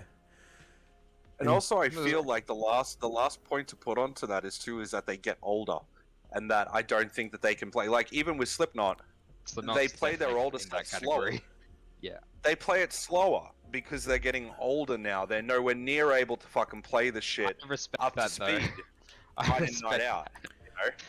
Yeah, damn straight. Hey, but to be fair, I'm getting older, and those mosh pits are getting a bit rough in the Too much. Yeah. And Jez, seeing the Killers in Liberty Hall with 2,000 people at the end of 2022 was an incredibly intimate and such a surreal experience. All the Killers with 2,000 people. Yeah, they did. I remember him telling me about this. They did a big show, and then they immediately after at midnight or something did a really intimate show that you follow could up with the follow it up with. Wow. Yeah. That's such a good idea. I think So many more bands should fucking do that, dude. Imagine you see fucking, again, Slipknot at fucking Brisbane Entertainment Centre, and then all of a sudden they go and play the Tivoli. What was Well, that? it's like what do you call it? Not The dive Fest bar? has like. Oh, which one?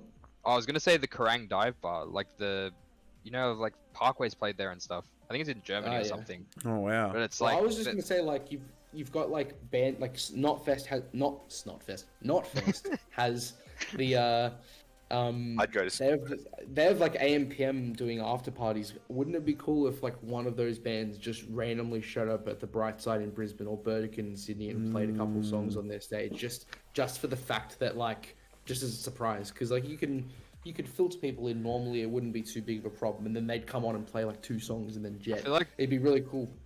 there was that opportunity though for that first download festival that was meant to happen before COVID. Remember how we were meant to play that show? There was stuff going on around Sydney with these bands, either doing like DJ sets or surprise parties and stuff like that, which would have been cool to see, but it all obviously got canned because Yeah, true. I know it Spicy does virus. happen on the odd occasion. Some rock bands come out and they'll play at a random pub instead of getting, like, if they can't get a practice room or if they don't want to get a practice room, but they'll go under a completely random name, and it'll be like the Foo Fighters playing at like the Bondi fucking hotel, yeah. and no one will know about it until like halfway through the set, and they're standing there going, oh, "Shit, that's Dave Grohl." Holy fuck. And that's something to keep in the ideas book for later on, Ethan. Yeah, What? see, you I guys could are be Dave rock Grohl. out. Yeah, you could be Dave. Yeah, that could be Dave Grohl. Yeah, Yeah, do it. do it. That was a quick question quarter. Nice one, CJ. I like it. Architect shit. Yeah. I I hope I did it proud. I tried. Wait, James, Love what the was your controversial music opinion? Ah, yes, I have for some reason I can't get into like older metal like. Oh, that's right. You can't Metallica, Metallica. Iron That's Maiden, right. and- That's right. And it's just like I it's all right. Like I know there's gonna be people that like are offended by that, and my band bullies me heaps for it, so it's fine. I'm getting I'm getting a can taste of my own attest to medicine. that.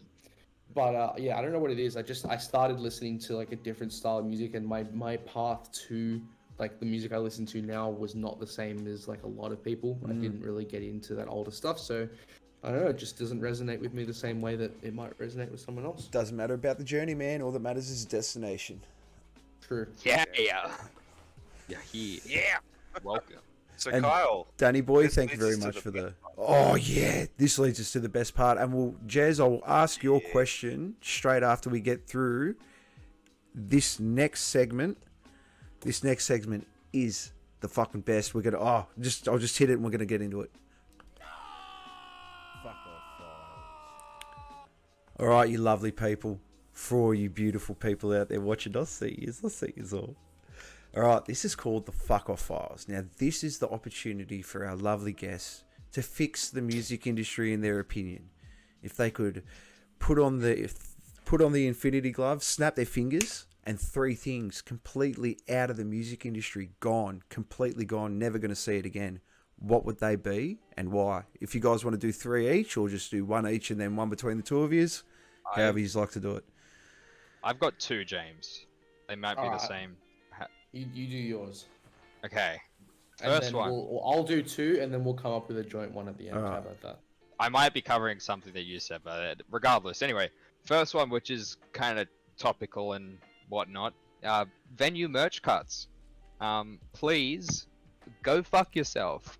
Hey, I don't understand this kind of thing of like venues dipping into a percentage of what a band makes from their merch just because they're playing at that venue. It makes no sense. It's venues just being greedy, as if bands weren't already making enough. So if that could please disappear, that would be marvelous. go on. Um, We're working it's on gone. it. We fixed it. Hey, Yeah, Okay. I'm personally working on it. Oh, please. yes. Thank you. Keep us updated. Did you want to go next, James? I'm a pretty angry dog. Okay, I'll go basically- next. Oh yeah, what were you saying? So, CJ, what was oh no, that? sorry. You go. I was just saying, like, if you're working on it, we're gonna call you the musical Punisher. Oh yeah, I'm Yes, coming. I'm I coming. like that name. Vengeance. vengeance. everywhere. Merch cuts. I'm getting answers. I'm at least getting answers. I got one. And I James, don't know. I've obviously got a few, but I'll do my first one now. I don't know if this is gonna offend some people. A lot of people like doing it, but I just can't stand at. It's not even that big a thing in the industry. It's just a show thing that is a pet peeve of mine. I just can't stand that whole rowing thing in the middle of the pit, where people just all sit down and start rowing back and forth. Like, why? Let's just mosh. What? Don't. The whole crowd can't do anything. I don't want to step on you. It's gone. Fucking Get out get of it there. out of here. Fucking can't stand it. Like, stand up. You want to sit down, go to the seating. Man, Slipknot did it once, and everyone thought it was cool. Yeah, no, go away. No, And even then, when I Slipknot, did see a really funny one. I did see that. I can't remember what the band was called, but they actually pulled out Twister. They put it in the middle of the mosh, and there was like 3 dudes that started doing it, and the singer was literally spinning it, and he's like, right foot blue. Oh wait, what's that? Wall of death! And then every cunt just like crashed Yes. in See, around that's it. And you cool. just see this like twisting thing going everywhere. They're playing That's cool. at Unify. Was it during like Knock Loose or something? Like in the middle of the pit, people were playing in on the ground, just like putting cards down and moshing, coming back, putting another card. That was that's pretty sick. unreal. But I like Yeah, it. fuck Get rid of the rowing. rowing. Rowing- Rowing gone. Rowing is Fuck. snapped. You've Gone. done it, yes. James. Gone, It's an interesting gone. choice. All right, what's yours? I'm gonna say, and you can choose whether to agree with me, James. I reckon 18 plus shows should be fucked off. Why don't you just make all of them all Yeah, ages? I want some all ages back. 18 plus just has, it's like full of, like, I mean, I love a good drink every now and then, but I don't like being some dude just shoving me out of the way and barging his way into the pit. And, Yeah. you know, the kids need to enjoy the shows too. So where's some 18, all ages? I like it. Yeah. That's a good one. That's a really good one. Yeah. Why don't you include everyone? I just remember how hard it was when I was under 18 to actually find a gig to fucking be able to go to. Like when Slayer was doing their farewell tour, like their final tour, I really wanted to see them. In Sydney, it was 18 plus. In Melbourne, 18 plus. Brisbane, 18 plus. Adelaide, 16 plus. So I flew to Adelaide to just go see them because I knew it was their last kind of show. Wow. But I hate this fucking thing of like only 18 plus shows being available because there's a lot of kids around who we want to get into the scene. Come see some bands. Come actually get involved. Should be more accessible. Yeah. Well, Danny Boy's with you. He says bring back Short Fest and Bondi Blitz. Do it. True. Do it. Ooh. I think I remember Bondi Blitz. Jeez. That was a while ago. Fuck. I like it. So under 18 shows, more shows all ages. Yep. I agree with you, Ethan. Sick. All right. I'm trying to think which one I want to Free. use.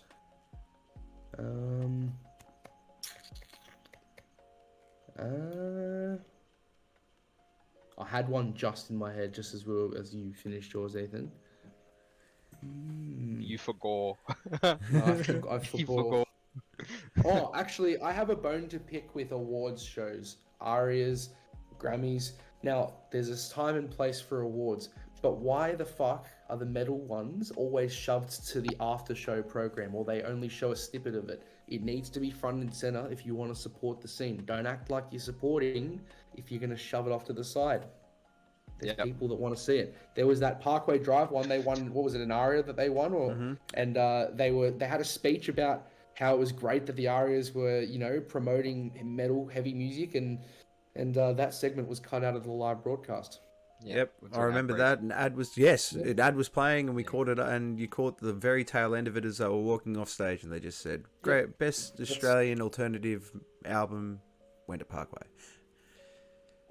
That needs to get out. Dude, of it gave us Yeah. one of the most iconic fucking photos too of the Wiggles with fucking King Parrot. there. Like, Yeah.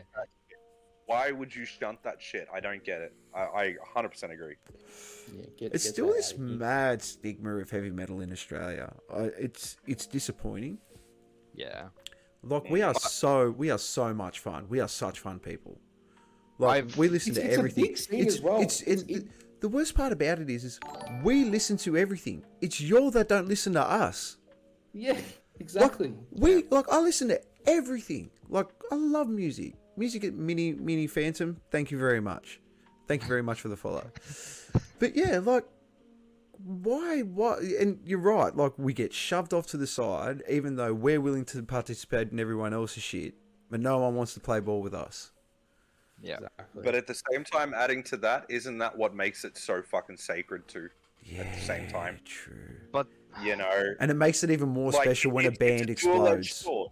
It makes it even Damn more straight. special when a metal band Dual-edged really. sword. It is. Yeah. It is what makes It's just it that special. when a band explodes, though, I'd like them to actually be in the limelight. There's the only band I can think of that's recently somehow like just dodged everything, and they were sitting in the viral top 50 with Sleep Token. On Spotify, they've been sitting in the viral top 50. They grew It's like from 500,000 to 2.6 a million monthly. Like they've grown ridiculously big, and they got a shout out from like Demi Lovato or something. So they are championing the heavy music for the normies, if you want to call them. But that now at it's the up to moment. them what they do with it. If they're going to be the Exactly. champions, they gotta reach down and start helping out the brothers and sisters in the scene Exactly. and start pulling the rest of us up. Like, I mean, you have a look at bands like Red Hook; they're exploding at the moment. You know, and I'm a massive Red Hook fan. You know, I love what they're really picking up, what they're putting down. But they're versatile. Like they play the game. They delve into the real poppy sort of stuff and make that real marketable stuff. They still manage to swear a lot in it, which is good. But you know, it's still marketable, but they do the right thing. And they had Sly Withers on that Soju song. Now, I'd never heard of Sly Withers before in my life, but now Sly Withers, I've been listening to fucking non-stop for the last month. Like, I'm a fucking fanboy now. But it's hopefully Sleep Token will do shit like that. And the Sleep Token doesn't get they don't use features. Yeah, no, but they you don't haven't- need well, to. they haven't yet. It's not. I know it doesn't need yeah. to, but It could be as simple as just getting someone to open for you. yeah. Do you know what? Like, Yeah, you know, just little gestures like that can make such a. Bring Me's really good at that. Yeah, Bring Me always gets some interesting acts. I'm interested to see who Sleep Token brings because they're coming to Australia in April and they haven't announced a support yet. It's just Sleep Token so far, so I'm interested to see who ends up being that support band and if they do something It would be kind interesting. of cool almost if they didn't. You know, You reckon? if it was just Sleep Token. I mean, would. depends how, I don't depends how know. big I the don't know. show is. Heaps of bands do it That's now, true.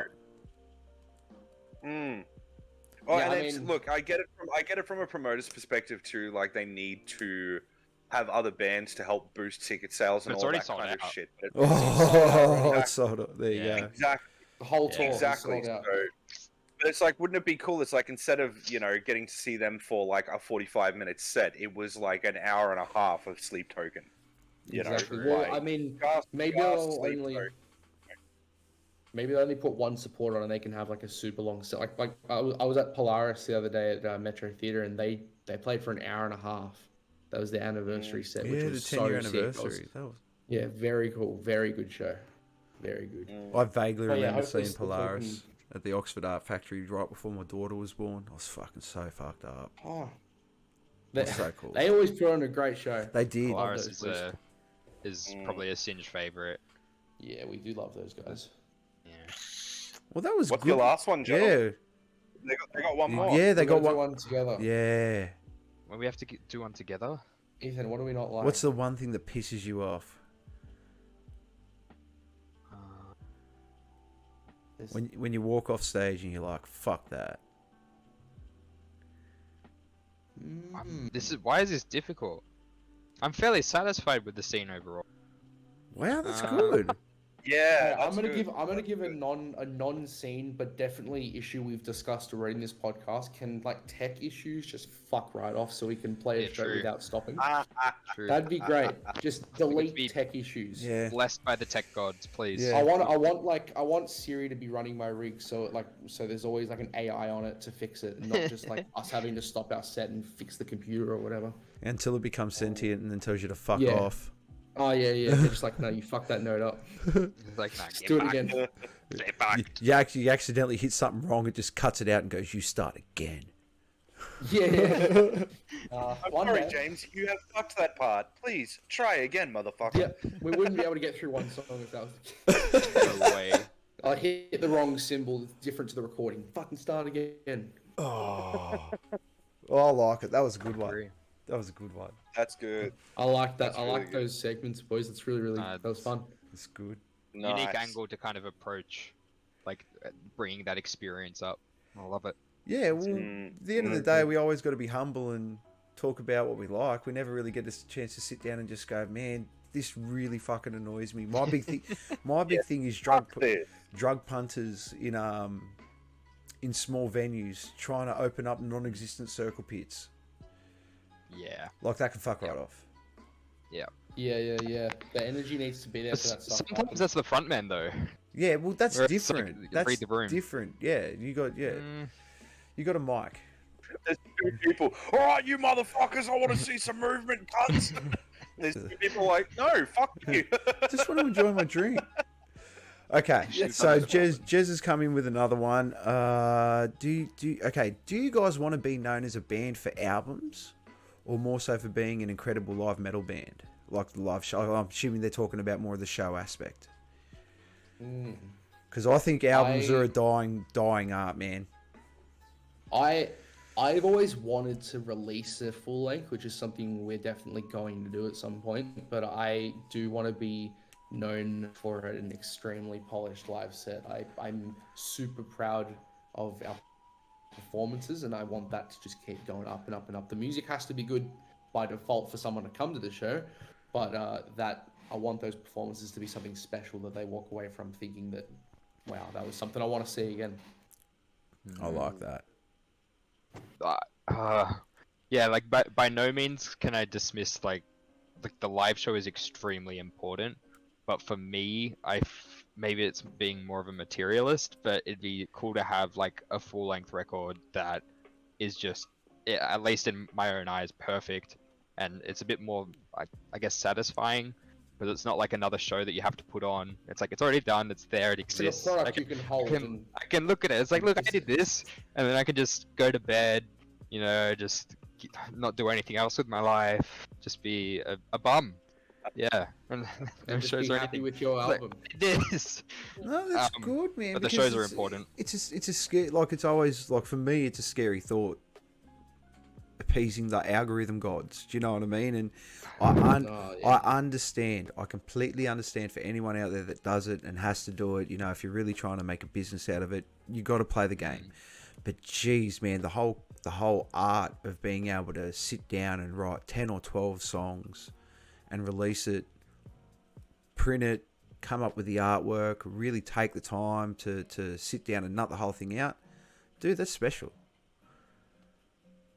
No one, and when you have it, it almost is like a baby. You know, like that's how you feel about it. When you got it in your hands, and then there's that final mix, and you got the artwork done, and everything's done. It's just like it's all culminated into this little disc or this little mix, but it's special. It's a picture and a framework for where a band was, for where X amount of dudes were that were creating music. It is a picture in time. It is a little time capsule at the end of the day. And it's like shit. Like, speaking of like first bands and cursed EPs, when that did happen with me, I went and hunted through my storage unit and found that CD. And literally, it's like one of those, like, I touched it and just like the memories just flash back. And it was just kind of like, It's the I'm same. kind of not proud about it, but fuck it. Here it is. This is where the fuck I was at this point in time. So yeah, I can That is respect true. that. I can respect the fuck out of that. So I the get tough that one. feeling with like listening to the EP. Like I listened to it for the first time in like maybe 4 months in full the other day, and I just felt a surge of being proud of the boys and obviously of myself and the things that we've accomplished, and you're not wrong. The memories do flood back. There's like something that'll trigger it, and There's you so just much all- attached to it. Like Yeah, the and then I amount can of go- shit we've done with it. There's so much. Yeah, and then I just pull And up the my thing is, camera roll because- and just see all the stuff that we exactly. actually took photos of. And the thing is, too, is it doesn't even matter at the end of the day if it resonates. Like, of course, we want it to resonate with other people, but it doesn't matter if it does or it doesn't. At the end of the day, it resonates to you, and that's why we get into this. Like, That's- first and foremost, we make music because we want to. We're lucky enough to have people enjoy it. Is the second part. It's the afterthought. Exactly of it, right. and that's the biggest thing. So We we Exactly. we make music for ourselves. Like that's pretty much it. It's a bonus if other people also like it.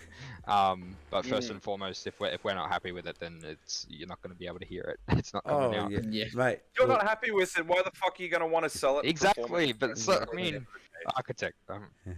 Yeah. yeah, I mean, nah. Look at They look, seem to be I'm proud being of theirs. cautious. yeah. Ask them. They're going to give you a different story. Yeah, Do you true. think they do True. the same thing? Do you think they go back and look at an old album and touch it and get memories flooding back? Or do you think they touch their new album and they're just like, fuck, a lot of people really hated this for some reason? Probably bit of both. We got the vinyl. There's like, Yeah, we did. That's our we did a single augury as a split with Anti-Vinyl Vinyl Club, and the second I realized that we had a physical pressing of something, I was like, this is the best thing I've ever held. This is incredible. I've got how many was it? 150. I got number 69 out of 100. Yeah, nice. oh, You you got a good got a funny number. You I got got a good number. 66 because order 66. Yeah, there Yes. you go. Star Wars fans. Okay, cool. Yeah, yes, can't. That's a flare. You're speaking to the dude that's got his wedding date booked on May the 4th. Oh So, yeah. I get it. Hell yeah. Hell yeah. That's sick. Congratulations, dude. Please say you've got that somewhere, man. somewhere in your Exciting. vows or. Well, no, the big thing the reason we did it is because we've tried to take May the 4th off in the past. It's literally for selfish reasons only. So every time me and my fiance have tried to take off May the 4th to just be fat pieces of shit and just watch Star Wars all day, no one has let us take the day off.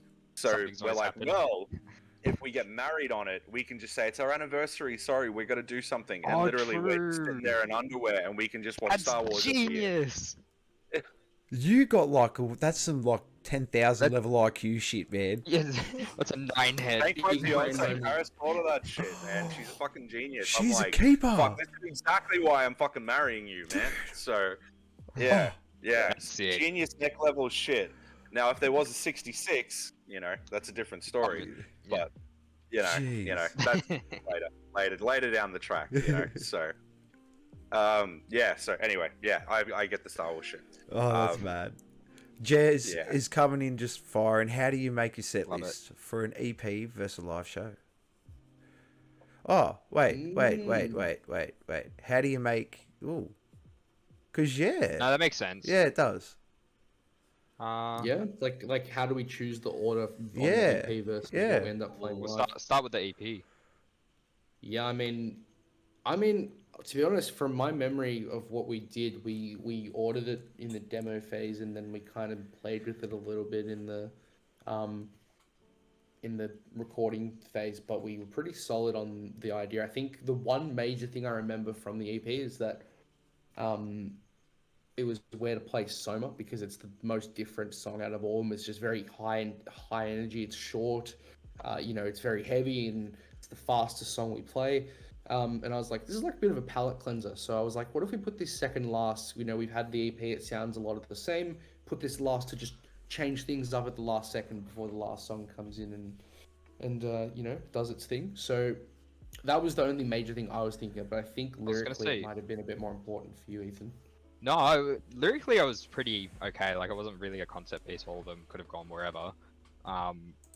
As lazy as that sounds, but Augury was more like it, because, like you said, there's no singing on it.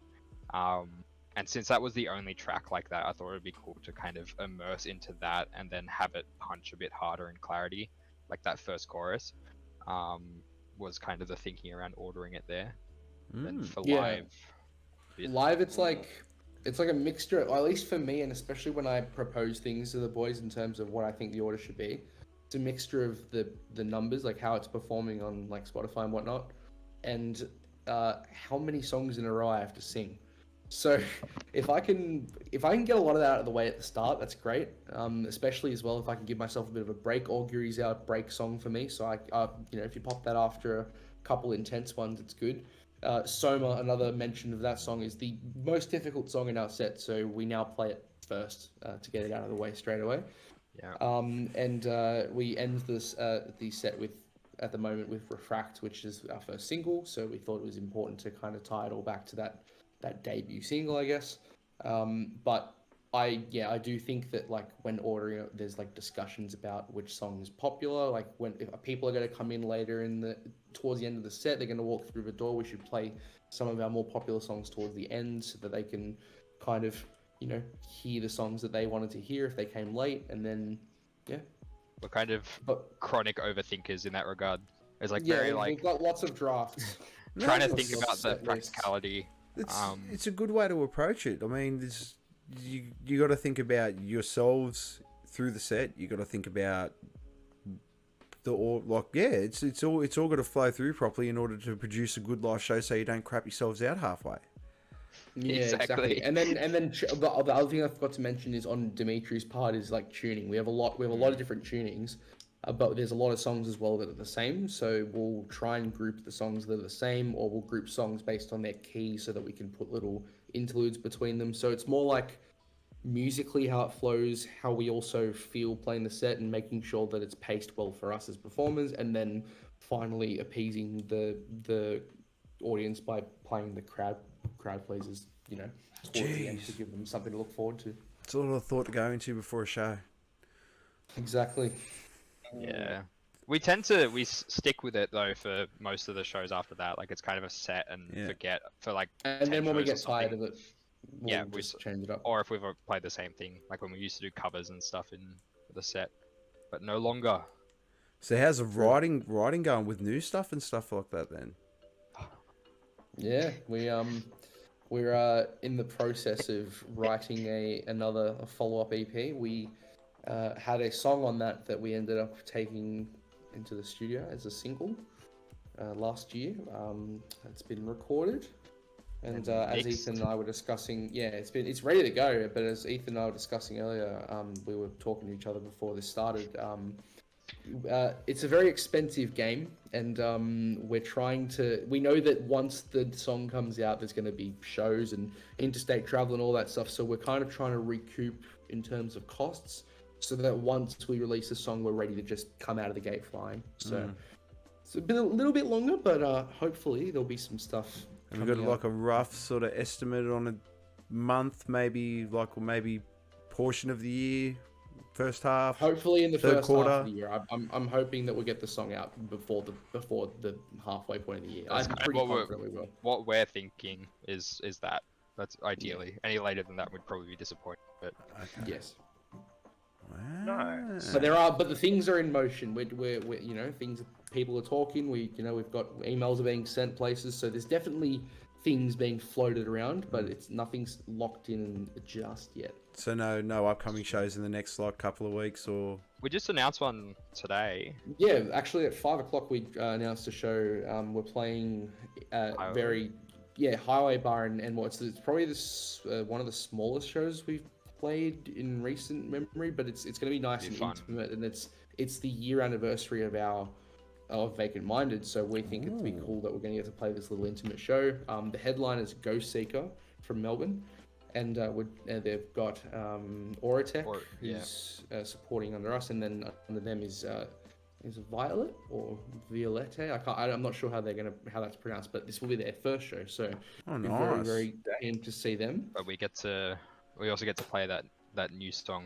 Yes, that new song will be played there. We've already done it. That show's on the 27th of May. 27th of May, for anyone out there looking to go to a mad show.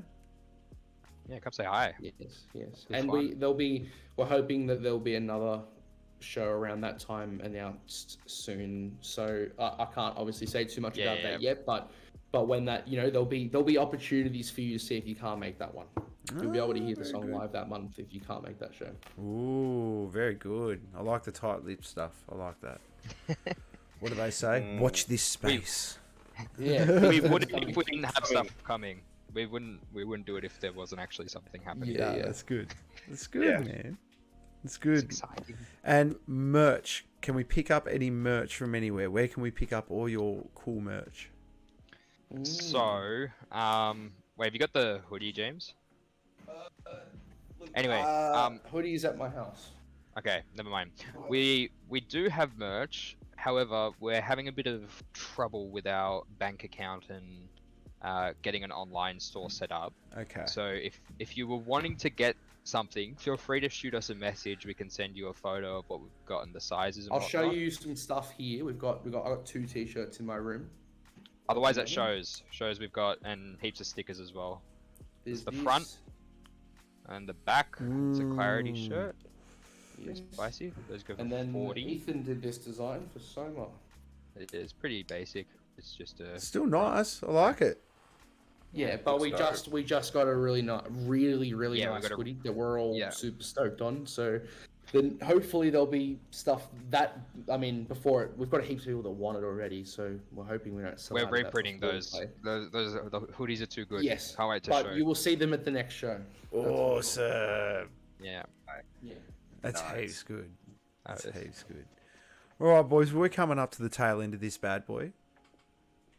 Thank you guys Sad so days. much Thank for you being so much. such good sports, eh? Thank you. Yeah, you for guys are having mad us. fun to talk some shit with. This was super fun. It's so much fun. Thank Yeah, you we so really, much. really appreciate it, eh? Like we love having bands on, and you know, if anyone out there in any other bands want to join in here, or check out the local band Smokeout page as well. Also, Get true. all, yeah. Mm. You Do got that. to do that. CJ and Luke do really good stuff over there. They really help out the community, and it's awesome. It's awesome. Everyone's doing really good work. The metal scene's coming back in a big way, or just the music in general. We're back, baby. Yeah, man. You. Yeah, man. Yeah. So CJ, oh, what were you gonna say, dude? Oh, no. I'm all ears. What's up? No, I was gonna ask, what have you got coming up on the local band Smokeout this week? So we've got Jesse from Adriatic. Regular Gonzalez is probably his most That's known right. band, which is basically like the t-shirt, the shorts band. So they all rock up in like Hawaiian shirts and like short shorts and play like slightly watered down Dillinger Escape Plan style kind of shit. It's just fucking brutal. It's fucking so good. And he's one of the best cunts too. So I'm really stoked to have him on board. We're gearing weeks closer and closer to the Tournament of Champions. So all of the winners of the streams will then go head to head, which will be really fucking cool. And then we will announce a winner. And then we'll be moving on to the next one, which will be really fucking cool, and trying to do a couple of different things and slowly growing and evolving and all that kind of shit. And we've got Massic's last show, not next week, but the week after. Their Wow. final show ever. The end of an Wow. era, man. Wow. So we did a really good interview with Simon, and for those that don't know, we're so grateful that he's here still with us. The dude had his I can't remember which one, but he had a heart valve. His aorta. Yeah, that's the one. That exploded, and Oh, basically, I jeez. think he got given a 7% chance survival rate. And he, like, for anyone who doesn't know Simon, he is one of the most beautiful human beings and one of the biggest supporters of the local scene. So we did have an interview with him, and you know, it was very reflective and all that kind of stuff. But yeah, it kind of got the scene by shock that they're deciding to call it a day, but they are, and it's on March the 24th at the zoo. It's going to be a killer fucking lineup, and it's going to be one to go down in the history books. So if you are in Brisbane having a listen, get your ass to that fucking show. It is going to be absolutely killer. And yeah, and for the new single too, lads, I was going to say, fucking, when it does come out, we'll do a mad review. We'll get you guys on our stream as well. Be fucking sick. Oh, Yes, yeah. please. Talk some more We're shit. excited for you to hear it. Yeah. Yeah, dude, we're keen as fuck always, man. We're always about the new shit that's going on. So super excited about that. Chaos's second album done. Oh, Getting ready. Oh, yeah. So, and it's like I've been holding on to being able to say anything about it for close to a year and a half now, nearly 2 years. And fuck, I cannot wait for this shit to drop because it's fucking mean. And then yeah, gearing up for shows, and there's a lot of things I can't say, but yeah. I like it, but that's why we're here. I can't wait. It's Yeah. good, man. You got to keep it tight-lipped. You know, it's never until it's on paper. It's never a thing. Exactly. Exactly. And how's it looking for Gymna again, man? We got to plug the old Gymna rock. Gymna is looking good, man. The tickets are going. don't forget, everyone that has liked tonight, and you now go in the draw to win 2 of these bad boys, Jim the Rocks tickets. It does not include your travel. So this is in Queensland. It's a bit of a hike to get to, but I'll tell you, it's a mad rock festival. It's so chill. You're up in the mountains. It is beautiful. It is an experience that I will not forget, and I'm officially, while it's around, I'm just going all the time, every year, because it is just phenomenal. So don't forget, go over to the Beer Buddy channel as well, and go check that out. We have more interviews coming up, and we'll have the giveaways coming up for the Crave and the, Roadhouse. Yes, the Roadhouse streams will be going, the tickets will be going on there. And guys, that's it. We're done here tonight. Another week, another awesome stream with Singe. Guys, thank you again so much. Who we got next week? Much love. Who we got next week? Next week, we definitely have Tailor-Made Rejects. I got my weeks mixed up. Next week is Tailor-Made. Next week, we've got the boys, a couple of the lads from Tailor-Made Rejects on. That will be an absolute doozy, so make sure you jump on and check that out. Those boys are fucking cool, man. Do it. And, as our new sign-off, because Raph isn't here and I'm doing the side-offs now. COVID's over, Love people. you, Raph. We miss you. Love you, man. Come on, get back here. Come on, we miss you. We miss you. Can't wait to hear all the stories. Have fun. Yes, that's the main thing. Yeah. So we have a pre-recorded one of Raph coming up. Unfortunately, that one will just be audio. That will be in 2 weeks' time. But COVID's over, people. Get out there. Start enjoying yourselves again. Get out there. Go see some live shows. Go create. Go be awesome. You know? And like I said last week, fucking dance like no one's watching. Sing like you're in the shower. And love like it's the last day on the planet. Go out there. Do what you want to do. Be who you want to be. And just do it fucking awesome. And be nice to other people. Love yous all. And to sign off this week, we will be featuring Soma for the video clip to finish off our stream. So I'm going to get that ready. And guys, big wave from everyone. Big wave, blow kisses. See you all next week. Take it easy. And from Danny Boy, love it, Kings. Take it easy, y'all. See you next week. See ya. Peace.